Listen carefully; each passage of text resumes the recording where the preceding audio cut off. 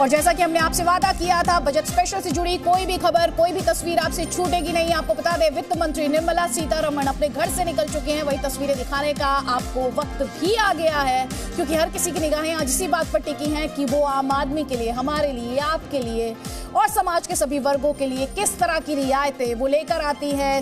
किस तरह की रियायतें आपके किचन के लिए देखने को मिलेंगी, आपकी जेब पर देखने को मिलेंगी। क्या स्टूडेंट्स के लिए किसी तरह का स्पेशल ऐलान किया जाएगा, वैक्सीनेशन को लेकर, वैक्सीन को लेकर। देखिए, और इस वक्त ये तस्वीरें, जिन तस्वीरों का जिक्र हम कर रहे थे, वित्त मंत्री अपने घर से निकली हैं। आज हर किसी की निगाहें उन्हीं पर टिकी हुई हैं कि क्या वो, जैसे बूस्टर डोज को लेकर लगातार बात हो रही है, तो भारतीय इकोनॉमी के लिए किस तरह का बूस्टर होगा। लेकिन इस गाड़ी में आपको वित्त मंत्री दिखाई दी होंगी थोड़ी ही देर पहले, कुछ मिनटों पहले की ये तस्वीर हम आप तक पहुंचा रहे हैं। किस तरह का ये बजट होगा, भूले नहीं 5 राज्यों में चुनाव भी है, ये वो तस्वीर भारत सरकार इस गाड़ी पर लिखा हुआ और वित्त मंत्री इसमें मौजूद है, निकल चुकी है अपने घर से। 11 बजे ये बजट पेश किया जाना है। 5 राज्यों में चुनाव को देखते हुए क्या इस पर चुनावी छाप देखने को मिलेगी, या फिर भूले नहीं अगले साल मोदी सरकार के टर्म 2 का लास्ट बजट होना है, तो क्या इस बजट में कड़े फैसले लिए जाएंगे, टैक्स पेयर्स के लिहाज से किस तरह के ऐलान होंगे, इकोनॉमी के लिहाज से, क्योंकि इकोनॉमी को लेकर जो आर्थिक सर्वे पेश किया गया है वो संभावनाओं से भरा हुआ है, उम्मीदों से भरा हुआ है। तो निर्मला सीतारमण वित्त मंत्री, बजट की लॉन्गेस्ट स्पीच का रिकॉर्ड भी उन्हीं के नाम है। 2022 में वो क्या कहेंगी देशवासियों से और किस तरह के ऐलान और उनके टैब से। देखिए जरा, पहले ब्रीफकेस में बजट होता था, उसके बाद आपने पोटली में भी देखा और बही खाता देखा आपने, और अब आप ये देखते हैं कि टैब के द्वारा बजट पेश किया जाता है। तो आज भी किस तरह का बजट उनके टैब से निकलेगा, हर किसी की निगाहें इसी बात पर टिकी हुई हैं। रविंद्र कुमार मेरे सहयोगी इस वक्त और इंफॉर्मेशन के साथ। रविंद्र, सबसे पहले कितनी देर पहले की ये तस्वीरें, वित्त मंत्री इस वक्त कहां और आपके सोर्सेस क्या बता रहे हैं। और मेरे सिर्फ एक सहयोगी नहीं, देखिए आप देख रहे हैं मेरे कई सारे सहयोगी इस वक्त आपको स्क्रीन पर दिखाई दे रहे हैं। आपको ब्रह्म प्रकाश दुबे दिखाई दे रहे हैं, मनीष शुक्ला दिखाई दे रहे हैं। जल्दी से रविंद्र, पहले आपसे जवाब। बिल्कुल, आपसे चंद मिनट पहले ही यहाँ से निर्मला सीतारमण निकली हैं और जैसा आप बता रही हैं और आपसे जो बात हो रही होगी, इस बीच में वो अपने मंत्रालय पहुँच गई है। जो प्रोटोकॉल है, जो परंपरा है, वहाँ से अपने दोनों वित्त राज्य मंत्री के साथ फोटो ऑप करने के बाद राष्ट्रपति के पास जाएंगी। महामहिम राष्ट्रपति को बजट के बारे में अवगत कराएंगी, उनसे अनुमति लेगी संसद में पेश करने के लिए, और 10 बजे के आसपास वो पहुँचेंगी संसद भवन गेट नंबर 1 पर। एक बार फिर से जो परंपरा है, वहाँ पर फोटो ऑप होने के बाद 10:15 बजे कैबिनेट की बैठक है, कैबिनेट से मंजूरी मिलने के बाद 11 बजे वो बजट पेश कर देंगे। लेकिन एक अदिति, मैं जल्दी से एक बता दूं, एक तस्वीर आपको दिखाना चाहूंगा। यहाँ पर मैं जहाँ निर्मला सीतारमण घर है, यहीं पर हरसिमरत कौर बादल का घर है, जो इनके मंत्रिमंडल के सहयोगी रही और किसान आंदोलन को लेकर इन्होंने इस्तीफा दिया था। तो जाहिर सी बात है, इस बजट में जैसा कि पूरी अगर इकोनॉमी देखा जाए पिछले 2 साल में, तो किसानों ने इस देश के आर्थिक स्थिति को मजबूत करने में बहुत योगदान दिया। तो किसानों को लेकर जो किसान सम्मान निधि 6000 है, उसको बढ़ाने की पूरी संभावना है। यानी पूरे फोकस अगर होगा तो एग्रीकल्चर पर, रोजगार पर, एमएसएमई को दिया जाएगा। जो और भी जो योजनाएं हैं, जो अन्य योजना है, गरीब कल्याण योजना है, इन सब पर फोकस होगा। क्योंकि 5 राज्यों में विधानसभा चुनाव है। प्रधानमंत्री हमेशा कहते हैं कि एक देश एक चुनाव होना चाहिए, लेकिन मजबूरी है कि ये नहीं हो पा रहा है। तो कहीं ना कहीं ये लोक लुभावना भी होगा और हकीकत के बीच में मध्य मार्ग। प्रधानमंत्री द्वारा रविंद्र ये बात कही गई थी कि जो सत्र है वो इस तरह की कंसिडरेशन से अलग होना चाहिए। ब्रह्म प्रकाश दुबे हमारे साथ है। Brahm Prakash Dubey, good morning. Good morning, कितनी गुड मॉर्निंग। ये आम भारतीय के लिए आज होने वाली है। अपने दर्शकों को हम तस्वीरें लगातार दिखा रहे हैं। थोड़ी देर पहले हमने अपनी तस्वीरें दिखाई थी जब वित्त मंत्री अपने घर से निकली थी, और मेरे सहयोगी जैसा कि बता रहे थे, रविंद्र कुमार, वित्त मंत्रालय वो पहुंची हैं और ये तस्वीरें हम आप तक पहुंचा रहे हैं। वित्त मंत्री निर्मला सीतारमण की सबकी निगाहें आज उन्हीं पर कि वो किस तरह के ऐलान करती हैं, क्या बूस्टर देती हैं इकोनॉमी को, क्या रियायतें देती हैं, किस पर वो हाश होती हैं, किस पर वो सख्ती बरतती हैं और किस पर वो नरमी दिखाती है। ब्रह्म प्रकाश दुबे। वित्त मंत्री निर्मला सीतारमण वित्त मंत्रालय पहुंच रही हैं और तस्वीरों में हम आपको दिखा रहे हैं नॉर्थ ब्लॉक के बाहर। देखिए, काफिला आगे बढ़ रहा है और अभी नॉर्थ ब्लॉक के अंदर जाएंगी। दोनों जो एमओएस हैं, दोनों वित्त राज्य मंत्री हैं, वो पहले ही आ चुके हैं। देखिए, फाइनेंस मिनिस्टर का ये काफिला आ गया गाड़ियों का, और इस गाड़ी से वित्त मंत्री उतर रही हैं निर्मला सीतारमण। दोनों वित्त राज्य मंत्री पहले पहुंच चुके हैं और अब निर्मला सीतारमण अंदर जाएंगी, मिनिस्ट्री में जाएंगी और दोनों वित्त राज्य मंत्री के साथ इसके बाद वो राष्ट्रपति भवन जाएंगे। देखिए, आप देख रही हैं तस्वीरों में वित्त राज्य मंत्री पहुंच गई हैं। और ये सीधी तस्वीरें आपके सामने नॉर्थ ब्लॉक से, फाइनेंस मिनिस्ट्री से यहाँ पर पहुंची हैं।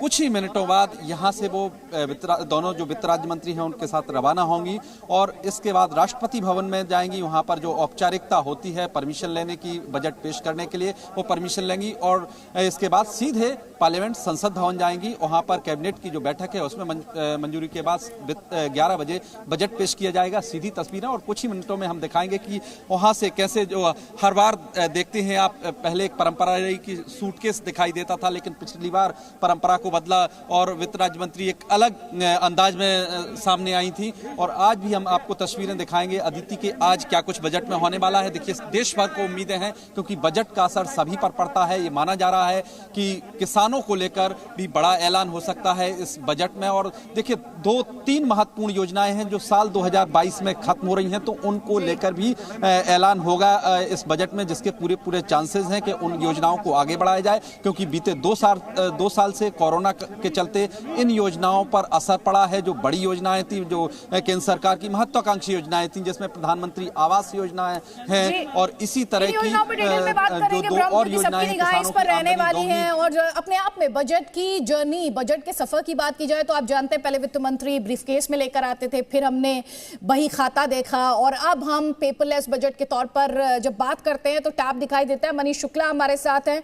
मनीष शुक्ला, किस तरह की अनाउंसमेंट्स मुमकिन है? और बड़ा सवाल यही है, 5 राज्यों में विधानसभा चुनाव, क्या उन चुनावों की छाप इस बजट पर देखने को मिलेगी?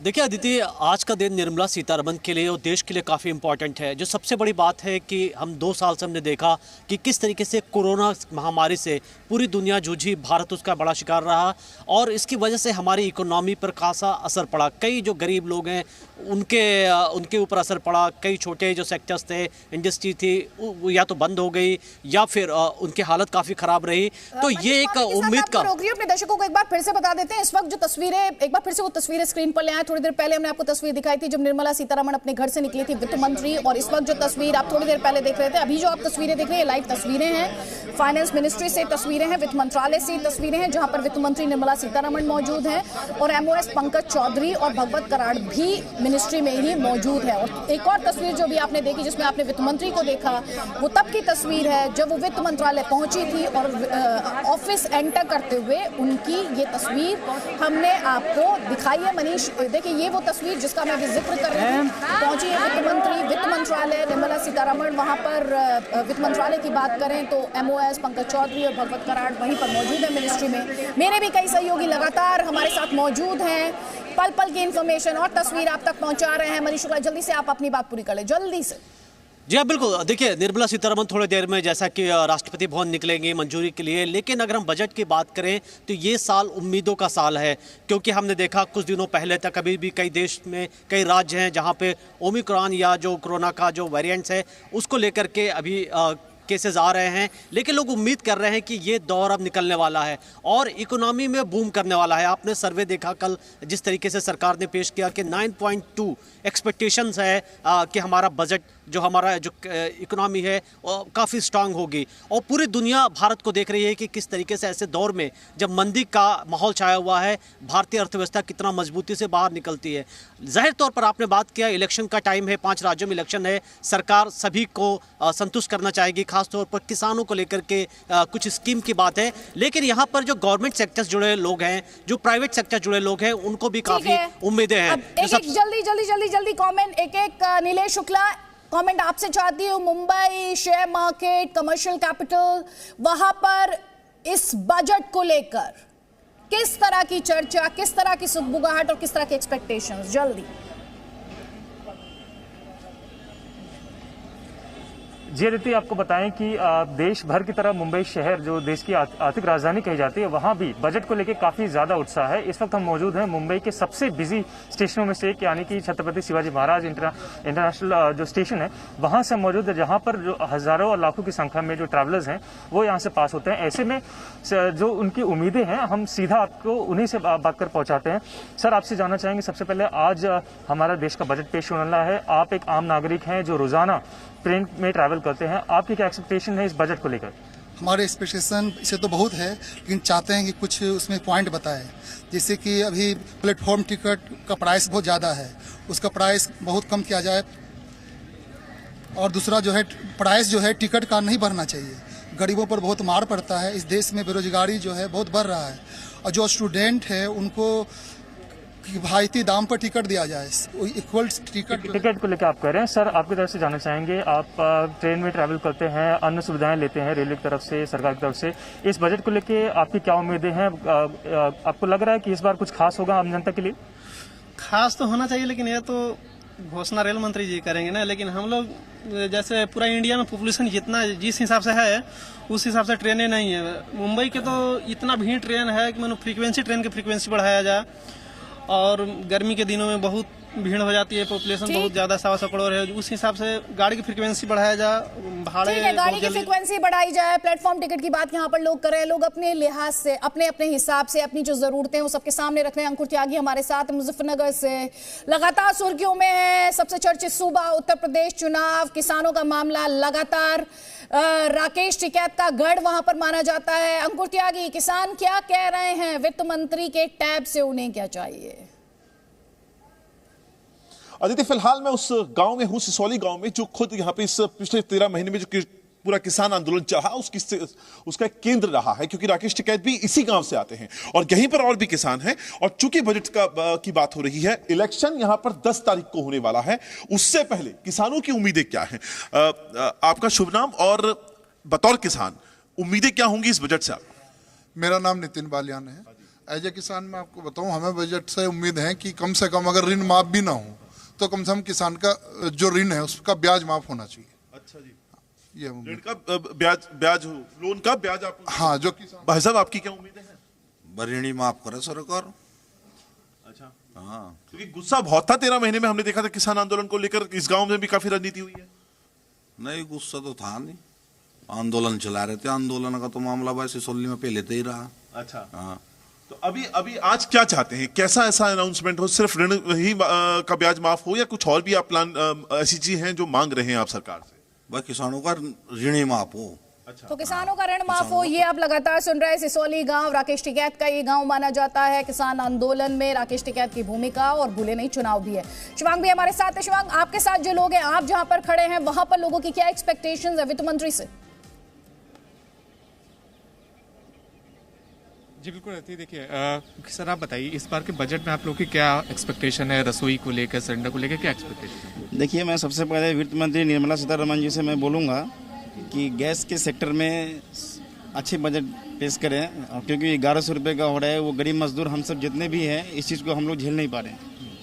पहले के दौर में क्या था कि जो 500 रुपये का मिलता था तो आम जनता जो है रोड पे आ जाती थी और सरकार भी कुछ करती थी। और इस सरकार में जो है अभी कुछ कर नहीं पा रही है ये सरकार, क्योंकि आम जनता जब रोड पे निकलती है तो पुलिस डंडा चार्ज करती है। कितना चाहते हैं सिलेंडर का दाम? सिलेंडर का दाम जो है, जो पहले था, क्योंकि अब तो जो रेट एक बार बढ़ती है वो कमती नहीं है पूरी, तो 600-700 रुपये का बजट 800 रुपये तक बहुत ही ज़्यादा है, इससे ज्यादा नहीं, क्योंकि मजदूरी भी तो आती है 400-500 रुपये। वित्त मंत्री से एक्सपेक्टेशंस बहुत ज्यादा है। इन एक्सपेक्टेशंस को मैनेज करना, जाहिर मानिए, यकीन मानिए, इतना आसान काम नहीं है। लेकिन वित्त मंत्री किस तरह से इन एक्सपेक्टेशंस को बैलेंस करती है, चाहे वो किसानों के एक्सपेक्टेशंस हो, चाहे वो आम आदमी के एक्सपेक्टेशंस हो। मेरे कई सहयोगी लगातार साथ, हर तस्वीर इस वादे के साथ, पूरा विश्लेषण सरल भाषा में लगातार हर तस्वीर के साथ आपको भी रहना है जी न्यूज के साथ। Presenting B News app, available on Google Play and App Store. Download it now.